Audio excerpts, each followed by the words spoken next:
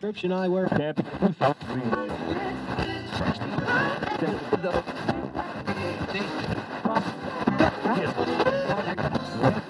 Prescription eyewear.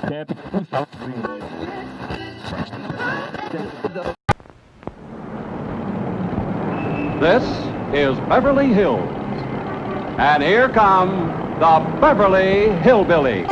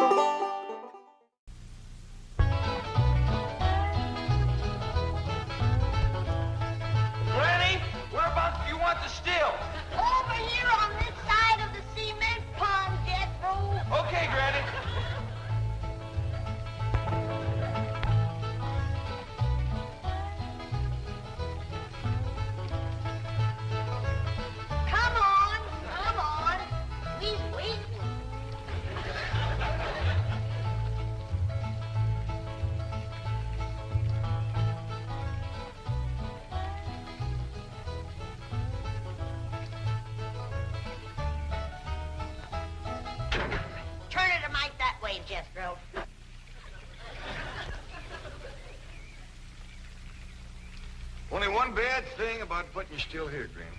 What's that? Drysdale place is downwind. The smell of your corn liquor or brewing is going to drive poor Miss Drysdale right out of her mind. She's a drinking woman. How do you know, Uncle Jay? Well, he kind of let it slip out. Remember when we was unloading this from the truck? Yeah? He says to me, what's that? I said, that's a still for making corn liquor. He turned kind of white and trembly, and he says, oh, please don't ever let my wife see that. I reckon she just can't leave the stuff alone. Some folks like that. Terrible. Come to think of it, that's how come she's in Boston. What kind of drinking? Yeah. Miss Hathaway says she goes all over every place looking to get cured. Damn silly cure's no good. The minute you go to taking it away from them, they want it all the more. I could cure Mrs. Drysdale of her drinking in 2 days. How, Granny? I just tell her she could have all she wanted. When they find out you don't care if they drink, they don't care to drink. That sure would be a blessing. Over here, Ellie, now. No more talk about drinking. Hey, look, everybody. Ella Mae's wearing a dress. How, Mr. Drysdale's in the house to see you. All right. My, ain't she pretty? Yeah. But, Ellie, you're showing too much bare hop. Well, that ain't her fault, Granny. She just got the dress on backwards. Ellie, honey, put it on the other way around. All right. Hold it. Hold on. The world kind of a dress is that? Well, Miss Hathaway says a California sundress. Let no son of mine wear it. Daughter neither. Granny, you'd best get her into something decent whilst I talk to Mr. Drysdale. Uncle Jay, can I go swimming in the cement pond? Oh, I reckon so, Jethro. But this ain't like the swimming hole back home. You can't go in there without no clothes on. I can't? No, sir. Okay, Uncle Jay.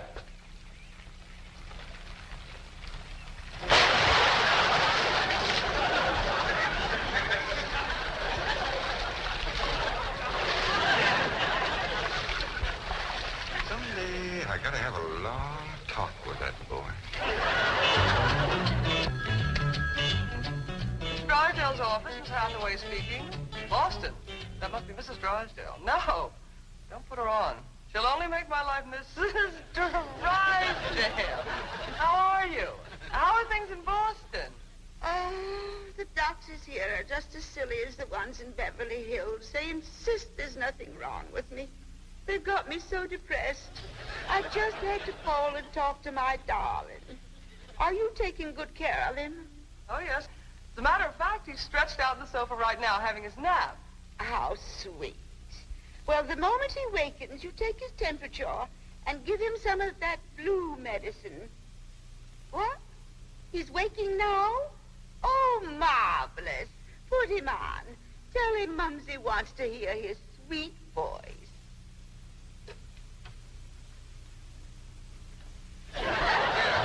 Honey, Speak to your mumsy. He whined. Oh, he probably has a migraine. Oh, poor Rhodesia, my lord. Even made a hypochondriac out of you. Any message for Mr. Drysdale? Who? Oh, Melvin, my husband. Yes, well, isn't he there? No, he's up at the Clampett estate. Clampett. They bought the place next to yours just about the time you left for Boston. I don't find them listed in the first families. You tell Milburn not to mingle with them socially until I've had a genealogical check run on them. We don't want riffraff living under our very noses. For pain, one swaller. Don't open near fire. I'll be right in, Mr. Drysdale. Thank you, Willie Mae. Granny, this is quite an array of medicines you have here. Yep, them's all the remedies I made myself. I wish you'd make something to help my wife.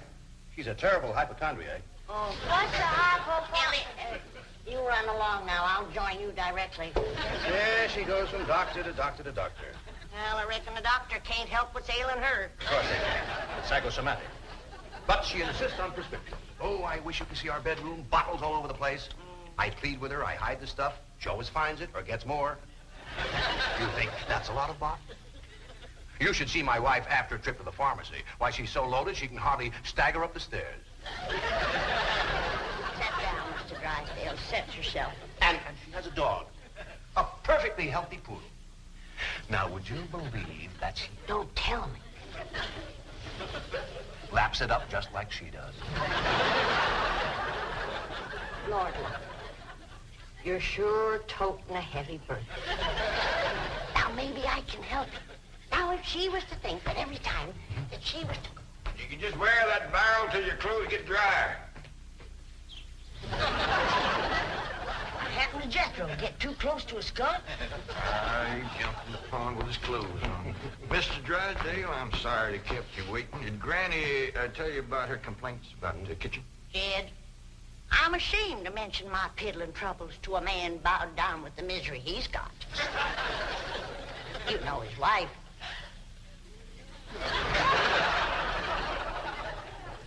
Mr. Drysdale, our hearts go out to you. And we're going to help you, ain't we, Jed? You bet you we are.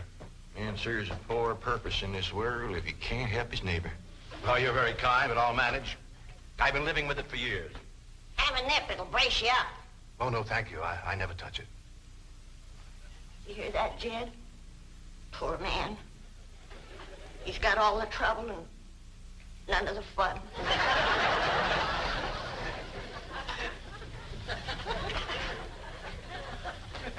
Here goes a soft-hearted woman. Yeah. Now, about her complaints. Oh, yeah. Well, for one thing, that electric meat grinder has been giving Granny a heap of trouble. Electric meat grinder? Yeah, listen right here in the dish trough. Oh, it grinds the meat all right, but then you can't find it. It goes down that pipe. Granny lost 2 squirrels and a rabbit in that thing. That's a disposal. You only put things in there that you don't want. Now, Mr. Drysdale, that ain't altogether true. Granny sure wanted them squirrels and that rabbit. And another thing, this here sideways pump don't work at all. We must have carried in a barrel of water to prime that thing, but it didn't work. Oh, there's another thing. Every once in a while, this little thingamajig here makes a ringing noise like that. There it goes again. Well, that's the telephone. Someone's calling you. I don't hear him. They're calling you on the telephone. Say hello into it. Oh, You have to lift the receiver first. Now say it. hello. Mr. Clampett? He said, why not? Can he see through this thing? No. Mr. Clampett, may I please speak to Mr. Drysdale? Well, they sure can see, or else how would they know you're standing here? That's my secretary. She knows I'm here. Yes, Miss Hathaway. Mr. Drysdale, I have some messages. But I'll be doggone. Granny! Hey, me! Come look what we got! The Clampetts have just discovered the telephone. Indeed, this is a marvelous invention. With this instrument, you can talk to anyone, any place in the civilized world. We talked to my cousin Pearl. Oh, yes, of course. Right now? Yes? Ellie Mae. Run out back and fetch Jethro. Oh, wait a minute. He might not have his clothes on yet. Oh, I'll get him. Jed, is he greening us? Can we honest to goodness talk to Pearl on this thing? You heard what he said. Hello, Pearl, you old rascal. What you doing back there? Hi, there ain't crowd this here Dallas. Now, ladies, first, you gotta pick this thing up. Hello, Pearl, you old rascal. What you doing back there? Hi, there ain't crowd this here Dallas. What's she saying? Ain't saying a word, you're just humming. She ain't even humming a tune. Shut up, humming, and say something. Jethro will be right in. You ready to call Pearl? We've been a calm, but she just hums. That's the dial tone. First, you've got to dial long distance like this. Howdy, Pearl. Hello, Pearl, you old rascal. What you doing back there? Hi, there ain't crowd this here Dallas. This is long distance. We know that, Pearl. Oh, I believe you have the operator. What's Pearl's number? Number? Operator. Just a moment. Hey, folks, Mr. Drysdale told me what y'all was up to. You can't talk to Ma on that thing. Well, look who's getting too smart for his britches. Too big for him, too. Mr. Drysdale says we can talk to her. Yeah, you think you know more than Mr. Drysdale? Well, I know Ma ain't got no telephone. Excuse me, call operator. You sure spoil things. Yeah, who asked you to butt in? I'll get it. I know what to do when it does that. Hello? Yeah, he's here. Well, for goodness sake. Well, sure. Well, howdy there, Miss Drysdale. Let's hear it. Margaret! Oh, how wonderful. What? Man? Oh, yes, the telephone man. Yes. Well, how are you? I'm worried, that's how I am. I'm afraid, Milburn, that you've let the wrong kind of people move in next door to us, and I'm dreadfully upset. Now, dear, you mustn't let yourself get into this condition. Control yourself. No, dear, you mustn't come home yet. No, not until we get them in shape. I mean, get you in shape. You know, we'll wait until you're cute. Milburn, I want to meet the Clampetts as soon as possible. Now, when will that be? What about Christmas? Next year. Milburn, this conversation is making less and less sense. Now, I want the truth about the Clampetts, or I'm flying home immediately. Now, Margaret, please control yourself. I don't want you flying. No, please, dear, please, stay on the ground. Dear, why don't you lie down and take a sedative? And I'll call you from the office.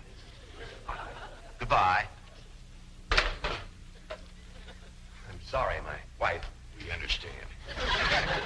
Well, I'll see you later. Keep your chin up. Poor man. Would it just tear your heart out? He is so ashamed of his wife, he don't even want us to meet her. What he says, she won't be cured till Christmas of next year. You gotta help me, Granny. I still say I could cure Mrs. Drysdale in 2 days. Sure be worth a try. If we could get her out here. Kid, misery loves company. And if that poor, miserable woman thought that she had a drinking friend living next door... Granny, you ain't ever down more than a thimbleful in your whole life. I know, kid, but it'd be worth a little white lie to help a neighbor and save a marriage. But how?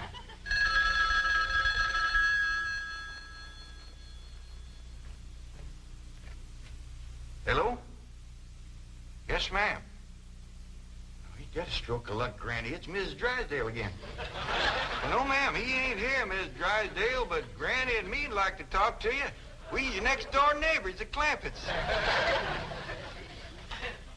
Listen, honey, I got my still set up not 50 feet from your back door. Now, you come on home, and you and me will get glassy-eyed, falling down crocked. We'll get juiced at eyeballs. How did that sound to you, honey?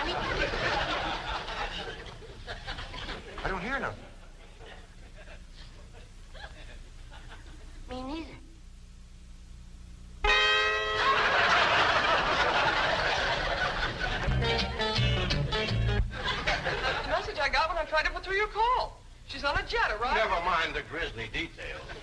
Oh, I am ruined. If Margaret gets one look at those hillbillies next door, she'll leave me. Get my psychiatrist over here. Move over, Claude. I need this more than you do.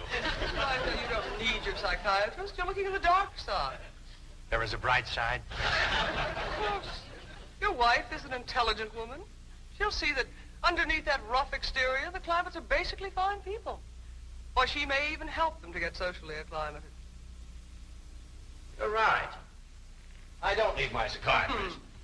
You do. Your wife will take... My wife, through whose aristocratic veins flows blood the color of bluing, considers anyone whose ancestors did not arrive on the Mayflower immigrants. Yes, she does make rather a fetish of the family tree, but... But nothing. I'm stuck. Now, I'm either going to lose my wife or my largest depositor. That's what makes the whole thing so difficult. You know, I like the Clampetts, but I love my wife. Isn't life weird? She's a snob, she's a hypochondriac, she's not young and beautiful, but I love her. And now I do need my psychiatrist. Now, Mr. Drysdale, as we used to say at Vassar, que tout devient tout éclaircit. Courage will light your path. Yes, I know what I have to do. I'll go to the airport. I'll take Margaret in my arms. I'll look her in the eye and lie like a rug. I'll tell her the Clampetts have left town and put her back on the plane. I beseech you, do not become enmeshed in a web of lies. But it won't be a lie if the Clampetts are tricked into actually leaving town. But they're just getting settled. What could possibly induce them to leave town? That's your problem. Me? You expect me? But they like you. Finagle them into going to Palm Springs for a few days. No, no. I will not help you spin your deceitful web. Miss Hathaway, would you rather be an unemployed secretary or a spider with a raid? You know, I think the Clampetts might enjoy Palm Springs. Palm Springs? Where's that? It's about 125 miles from here. In the desert. Desert? Yeah, remember we crossed one of them on the way out here. All that sand? Yeah, I remember.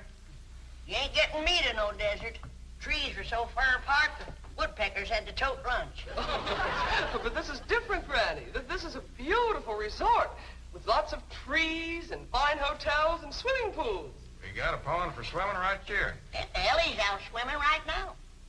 You didn't jump in with her clothes on, did you? I don't know. Oh, surely not. She promised to wear the lovely swim ensemble I got her. Yeah, she done just like Jethro. Here she comes with the dress shrunk clear up to her. Granny! What's the matter? All her hair come out. What? It's true. Ellie lost her beautiful hair. Heaven help her, she's bald as an eagle. Wait a minute. Take off your bathing cap. Oh, praise be. All right, but Ellie, you hadn't ought to went swimming with your clothes on and shrunk up that nice dress. This ain't a dress, is it, Miss Jane? No, dear, it's a beach jacket to wear over a bathing suit. Ellie Mae Clampett. Cover up your nakedness, child. That's the way everyone goes swimming out here. It's perfectly proper. Well, you wouldn't catch me in nothing like that. Me neither. Mr. Clampett, how would you like for a member of your family to become Princess of Palm Springs? What? They're holding a beauty contest at the Springs this week, and someone in this very room has the face and the figure to win. When the judges see her in a bathing suit... I told you I ain't putting on no bathing suit. Believe me, Mr. Clampett, this beautiful daughter of yours can win that Palm Springs beauty contest without even trying. Can we go, Pa? I'm sorry, Ellie Mae, but I just don't cotton to the notion of a bunch of strangers gawking at your bare limbs. Besides, we already know you're the prettiest. Why shame all them other girls? Run along and get some clothes on. Yes, sir, Pa. Mr. Clampett, I do wish you would reconsider about going to Palm Springs, even if Ellie Uncle doesn't... Jed, Duke, and... Howdy, Miss Hathaway. Jane to you, Jethro. Well, Jane to you, too. Duke and me's all set to go hunting, ain't we, Duke? Jethro, have you ever hunted in the desert? No, ma'am. No, it's a fascinating place. You might even see a mirage. If there's one there, old Duke will tree it. He's the best hunting dog there is. Well, I love hunting around Palm Springs. You'll all love Palm Springs. They have wonderful hotels. Have you ever stayed in a beautiful hotel suite? No, I ain't, darling. Granny, let's you and me go and leave these two lovebirds alone. Wait, please, let me take you all to Palm Springs. I'll tell you what. Why don't you take Jethro and Ellie Mae and me and Granny will stay here? But then Mrs. Drysdale would see. I mean... Is Drysdale coming home? Is that why you was trying to get us out of town so we wouldn't meet her? Yes, that is the reason. I'm so ashamed I could die. Yeah, now, don't go to crying about it. The way I look at it, ain't nobody got a right to be ashamed of nobody else. Good Lord made us all, and if we's good enough for him, we sure ought to be good enough for each other. I hold back on them tears. You's among friends. I remember a long time ago hearing a fella say it. He said it just about right. He said, there is so much good in the worst of us and so much bad in the best of us that it don't hardly... Boo! Well, go ahead and bawl. It'll make you feel better. I'll tell you what. If this means so much to you, we'll all pick up and go to them Palm Springs with you. Oh, bless you. Mr. Drysdale would be so happy. I'll go help Ellie Mae pack. I'm telling you, that Miss Drysdale must be a mess. She's gonna need our help, kid. This is a poor time for us to be leaving. Yeah, we gotta help her once we get back. Right now, we gotta respect Mr. Drysdale's feelings. Jethro, you go get the truck ready. Okay, Uncle Jed.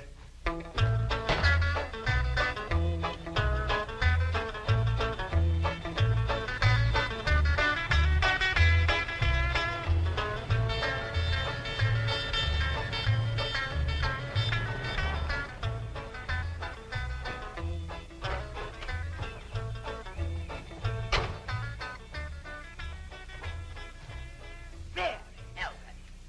The Clampetts gardener shouldn't leave his car parked in the front driveway that way. Oh, you're absolutely right, dear, yes.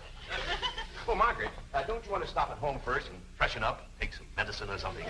Milburn, I have just flown 3,000 miles to meet the Clampetts, and I intend to meet them right now. Well, Donnie, they're probably out of town. You see, they travel extensively. Oh, they're wonderful people. It'd be a shame if you missed them. But I know how anxious you are to get back to Boston and your doctors. And Sonny. How is Sonny? How's he like Harvard this year? Is it Yale? Princeton? Dartmouth? Let's go ask him. Milburn, what is the matter with you? Milburn, let go. Let go, you hear me? Let go, I say. Let go. Have you gone mad? Let go, you beast. Step aside, lady. I'll shoot it.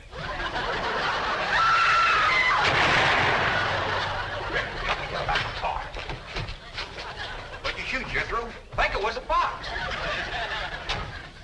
Who's that? My wife. And why aren't you in Palm Springs? Let's get her home as quickly as possible. What's going on? Jethro shot a fox. That's Miss Drysdale, stewed to the gills. No wonder they didn't want us to see her. Poor woman. You mean poor husband. Yeah. We can't go up to Palm Springs and leave our neighbor at a time like this. That's right. We gotta pitch in and see that his wife gets cute. Uncle Jed, are we going hunting? Might as well. It'll be a while before she sleeps that one off. Well, I hope there's some possum around. These skinny old California foxes ain't worth shooting at.